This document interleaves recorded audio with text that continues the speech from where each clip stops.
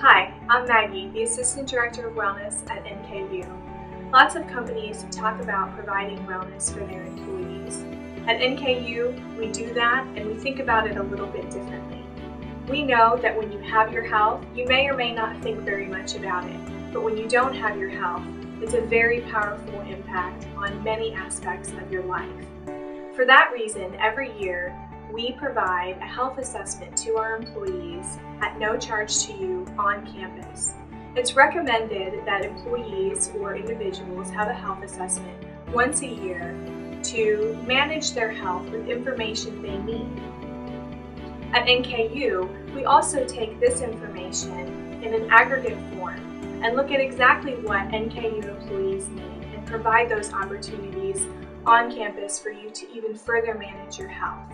So when we see that NKU employees are having trouble managing perhaps their blood pressure, we'll provide more opportunities for you to have your blood pressure screened on campus.